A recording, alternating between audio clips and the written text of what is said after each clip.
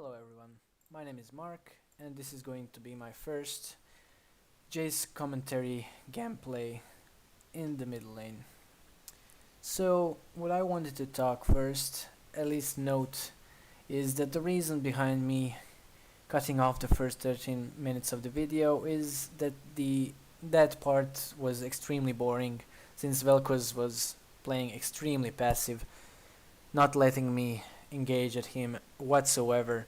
Also the fact that I have Nidalee jungle definitely didn't help, since you already know Vel'Koz is pretty easy to gank, but yeah, having a Nidalee jungle just didn't quite work out as well this game.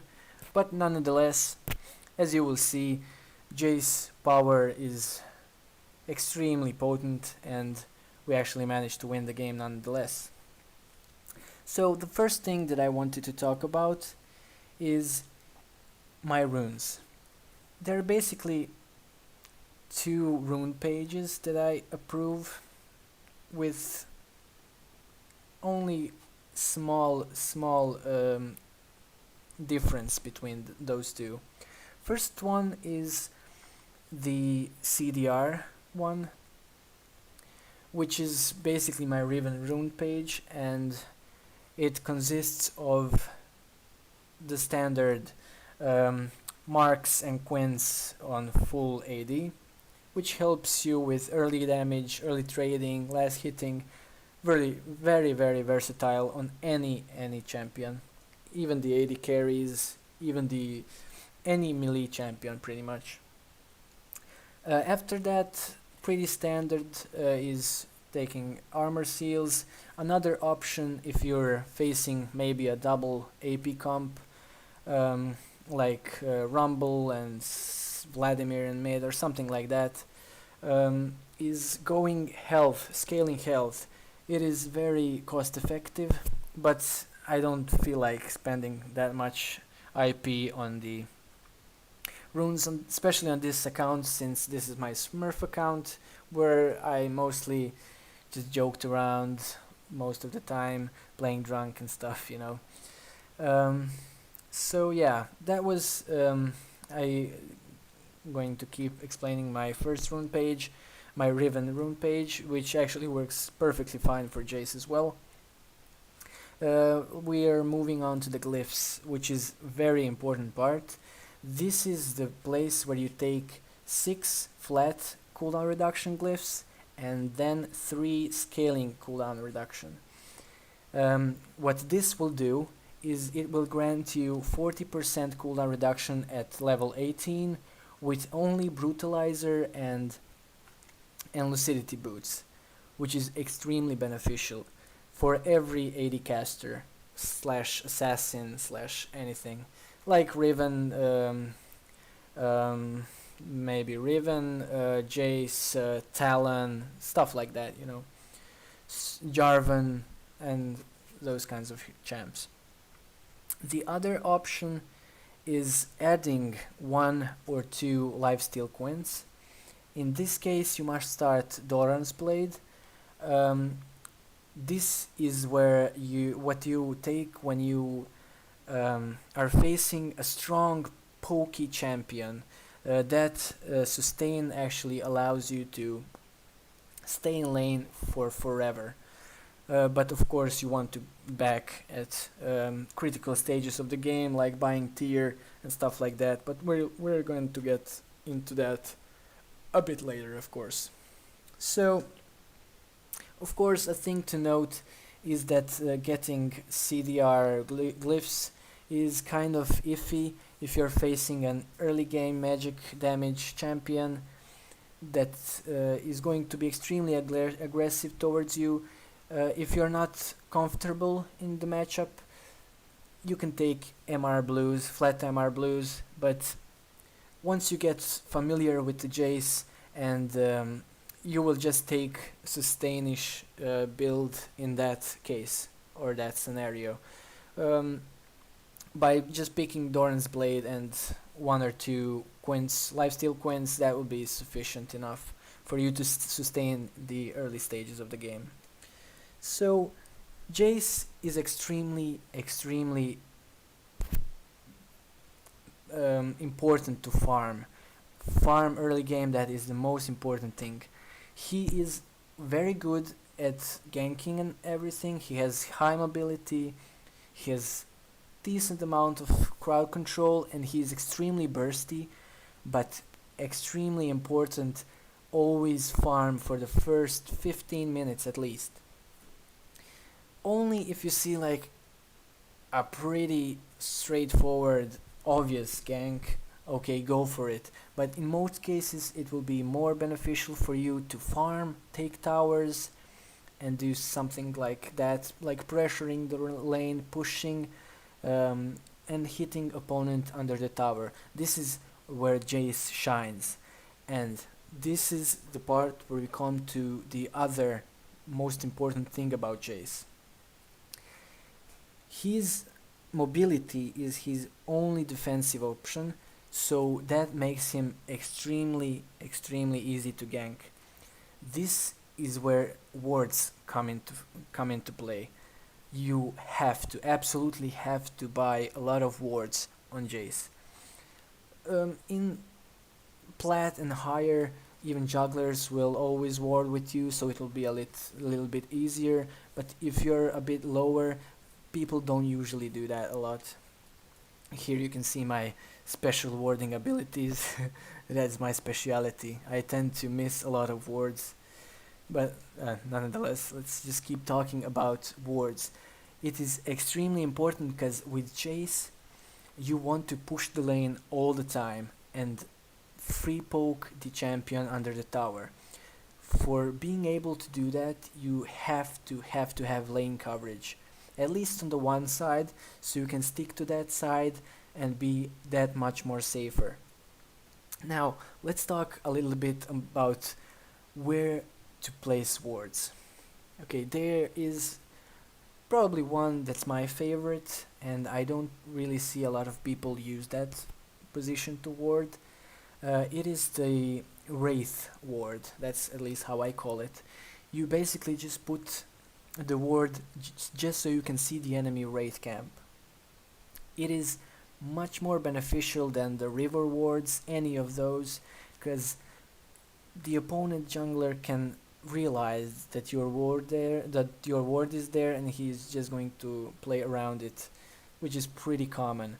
The Wraith ward actually helps you a huge amounts, and even when the opponent is like farming champion like Yi or Warwick, just the fact that you know that he's on the Wraith and he's going top side, bottom side, you release pressure that jungler is having on the lanes, and that makes you that much more safer in the other parts of the map. So you basically, with wards, you just help your team with being able to play much more aggressive and that much safer, you know. So enough about talking about wards. Yeah, that is the one that I prefer. Basically, you want to ward on the places where you can see the jungler even if he's farming, not ganking, you know.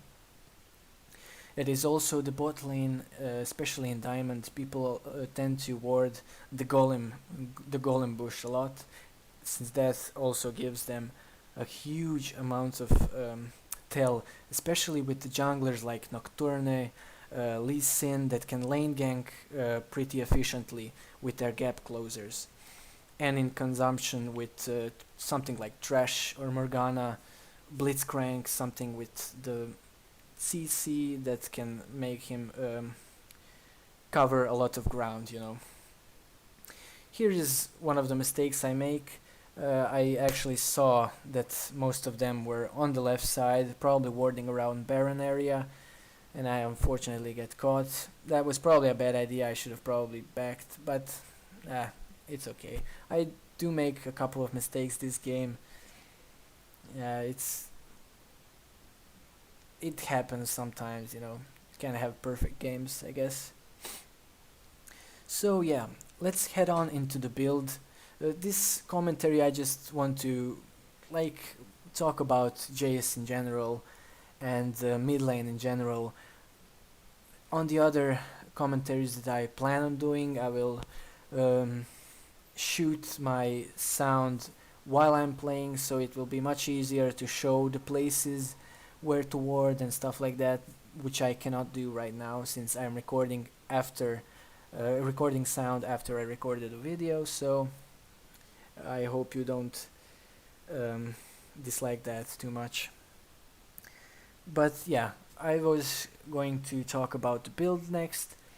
Basically, your build is going to be half similar every game. First thing you want to do is get Brutalizer. Always get Brutalizer if you can. If you can't, Tear is of course second best option. So those two items are a must on Jayce. Those items and wards, of course. Always buy wards, as I already mentioned.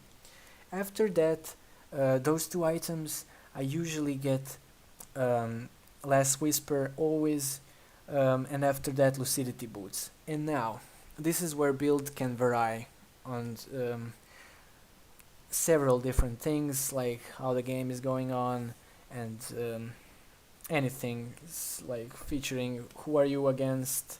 Like for example, if you are against Zed or Morgana, Amumu, something that is either bursty and or CC enough, engaging enough, you have to build QSS next. That is a definitely must. That will make you that much more safer if you manage to make a mistake. So you can build QSS if you're against champions with high CC. That will be, as I already mentioned, Zed because of his ultimate, Morgana, Amumu, Nocturne with his fear is pretty annoying as Jayce. So basically, you will build QSS after the Last Whisper in that case, or GA if they are more burst oriented. Examples of that would be probably something with like Kha'Zix jungle, maybe Fiddlesticks jungle, also Zed maybe, you know. It depends. If GA feels more, it feels better than the actual QSS, then go ahead and take it. Of course, after that, I almost never get GA though. I have a lot of games on Jayce, so I pretty much know how to position in team fights and everything. As you can see, in team fights I never got caught this game, pretty much. Maybe with Blitzhook or something, Jarvan ult, but always when I had flash. When I don't have flash, I play that much more safer, you know. Since flash is pretty much the only defensive option that you have. Yeah. Okay, so after you have decided if you go QSS or GA, which I do not prefer, but sometimes you just have to. I pretty much almost always go Bloodthirster. You don't buy lifesteal early game, cause potions are pretty much better, and if you need sustain, you will go with the lifesteal Quint and the Doran's Blade early game start, and that will be sufficient enough with a couple of potions.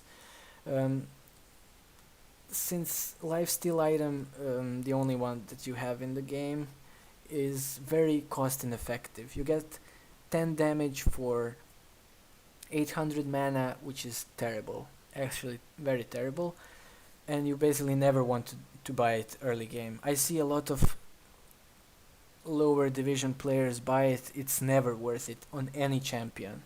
Potions are always better. Okay, after that I actually get IE. That's my I don't know how to say it, the item before the last one.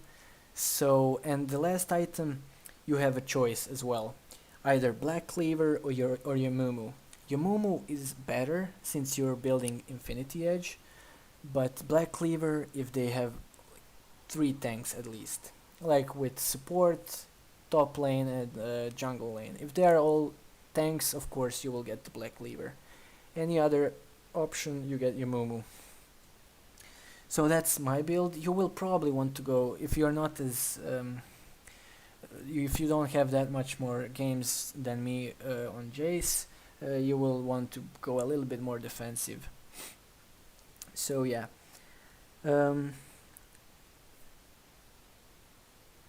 Yeah, the next thing that I want to talk about is also extremely important on any champion you play, is using your flash. Like, what I always do before every game is when I'm in champ select, I realize, okay, let me get through my thought process behind here. Okay, in this game, I was, okay, the spells that I must dodge this game is Blitz Hook, Jarvan ult, and maybe Pantheon ult stun, but that's not as dangerous. So basically, those are the main things that I must not get caught with. Otherwise, I'm dead, of course. So if you see that some of those spells will catch you, you flash it. Like, you can flash so fast if you expect what you must flash, you know? So always bear that in mind. If you know that something will get you killed, flash it. Even though you're full health, always think about it. That is going to improve your KDA ratio by a huge margin. Huge margin. Okay, now let's head on into the Jayce gameplay a bit. Note that my positioning is always, just when I'm saying about that, Blitz catches me, but of course I have flash, so that's the reasoning why I was a bit careless. But always stay in the range form. He's one of the best champions when in the range form, because when you're in it, you deal the most damage. Melee stance is more burst-like, and you pretty much take it only when the fight is pretty much already over, you know, because you are extremely vulnerable in that stance, since all the movement mobility that you have is in your range stance. So yeah, this game also, I have to note that Vel'Koz E is also extremely necessary to dodge, and Jinx has a higher range than me. So if I can't burst her, I will never go and attack her. But that was pretty much never the case, since I was pretty fed entire game. So if I could Q combo her with EQ, I can pretty much go in if there is no threat for me. So every fight I do make this game, you can check it out. When Blitz Hook or Jarvan EQ combination is down, that is when I want to attack people. Any other moment, I'm standing as far away as my AD carry, because I actually deal a lot more damage than him. Jayce is, as I already said, extremely auto attack reliant, so we just want to stay back, wait for the enemy CC to pass, and then auto. Any other time, you see, I'm standing behind, poking the opponent, backing off, and repeating. Here is where blue buff would help. Then I could turn on my Mirror Mana all the time, but unfortunately this Nidalee, I don't know if he was trolling or he was mad. I know that I muted him at the start of the game since he was extremely hostile and toxic. But yeah, he took every blue, every red, even with his feed. I don't know what was the deal with him, but nevertheless, I have to be a little bit more careful about my mana. In the early stages, early trading, this is the part where what you did not see this video, since I cut it. It was pretty boring. you don't want to waste too much mana. Never go below 50% mana in the laning phase, because Jayce is the most vulnerable in that point, because he doesn't have a lot of mana, and the EQ combination costs a lot. Especially if you miss it, it's definitely not worth it. So in the early stages, you basically just want to hit up to opponent and auto when they are autoing or whatever, and always be wary of the jungler. This this is why I want to return to warding again. If you can't ward properly, you should just, if you don't have wards and the jungler is like Jarvan, Lee Sin or something like that, that is going to be aggressive early, you just sit back and farm. Jayce is extremely good with farm. Anyways, you don't need kills, you just need to position yourself perfectly and never switch to melee stance. Always just auto, spam W and EQ combination. So yeah, after that, yeah, you can just see now basically what we want to do is pressure. Since we got Baron, the best option is probably top lane or the bottom lane. Before you want to push, when you have Baron, you need to shove the other two lanes that you are not going to push. Because they got our inhibitor, we should push mid. But as you can see, their top lane is pushing, so we're going to lose a lot of experience there. Yeah, you can't really expect a lot out of platinum players, but before you want to push, you want to back with Baron, shove those two lanes that you're not going to push, and then go to the third one. Here is the point where Jayce is extremely good. Warwick makes a play, flash, ult. I actually do kill Vel'Koz here. That was pretty good. We actually catch Vel'Koz there. That was probably his one or two mistake this entire game. He was playing extremely well. But yeah, this is the point where Jayce shines. Just sit back, spam your Qs, and be a menace in the mid to late game. Now you will see. You just sit back, be extremely careful, do not let free damage hit you, and you will be just fine. Always note, I am always in the range form. I was a little bit iffy about this because it was extremely dangerous. We had no minions to tank it, not a tank to tank it as well, but okay, this note that I'm not casting my E until I actually am able to kill her, because if I E her and she doesn't die,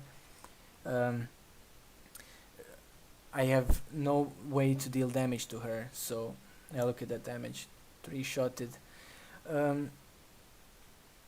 Over here you can see my E combination. With E you can, if you practice a lot, you can E auto him while he's flying as well. So you can time your auto as well before you cast the E animation, and it will actually auto. Here I am a bit greedy, I don't really care. I could have backed, but I wanted to go a little bit YOLO. I didn't realize how tanky this Jarvan is. But yeah, it's pretty much fine at this point. I was a bit mad here that my enemies were pinging me like crazy, even though I'm carrying them entire game. But yeah, I don't usually rage at all, at least I try not to. So yeah, this game is pretty much over since I'm so strong right now. There is no tanky champion. Like, obviously here Jarvan killed me, but it was basically me with half HP dying, so that was just my moment of dumbness, let's say it like that. So here we should probably just group and use my Qs to poke. Hopefully if I get Q, I will not be able to run out of mana whatsoever, but I don't think that is going to happen this game whatsoever. Nidalee apparently needs blues, even though she's 1 or 5 or something. And again, they fight without me, even though I'm 70% of their damage, and realize that this is actually platinum, so plat 3 I think. So yeah, that's pretty hilarious. You can definitely lose games in these scenarios. You just have to remain focused and do the math. If the strongest member in your team is not in the team fight, you will probably not gonna win the team fight. Okay, so yeah, the Blitzcrank acknowledges the thing that I'm just mentioning.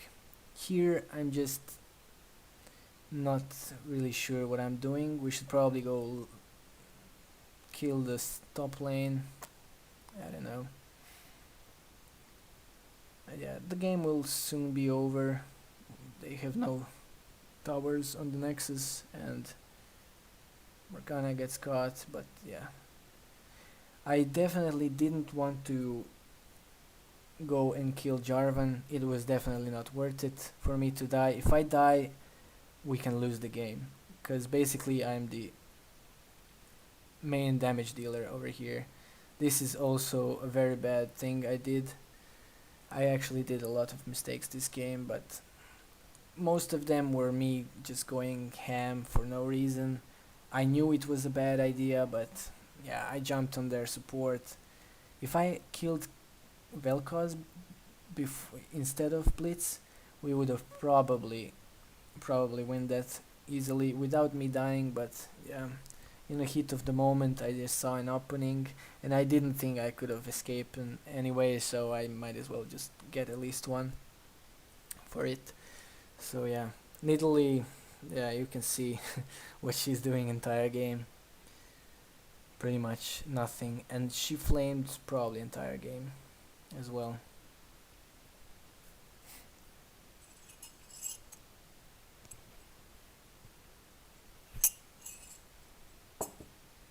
Tormel actually doing work on me there.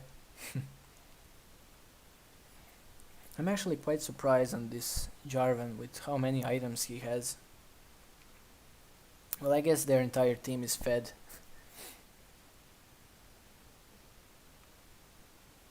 Note that with my, if you take off my score out of the tab, the actual score is 20 to 37, so they are leading 17 kills without my score, so they're pretty far ahead. But luckily Lucian was pretty decent this game, so both of us actually managed to win this one. Here I just want them to pressure Baron so they can't take it while I do the blue. Blue is extremely beneficial for Jayce, because you can just turn on your mirror mana and not worry about it running out your mana whatsoever.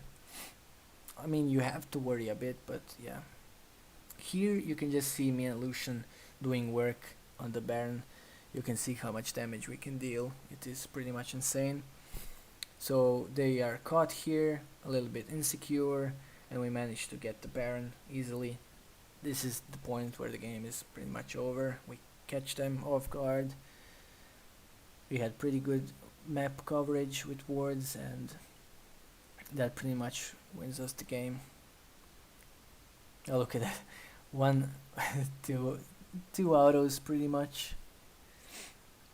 This is what I love about this build. The problem with this build though is that you are extremely squishy. If you get caught by one single ability, if you don't have flash, you're dead. And if I died once in the important part, if I die once, my entire team would die as well, because I'm the only one dealing damage. So yeah, that's pretty much it for it. I hope you like it. Share and subscribe my videos. I will very gladly appreciate that. Thank you very much for your support. See you guys later.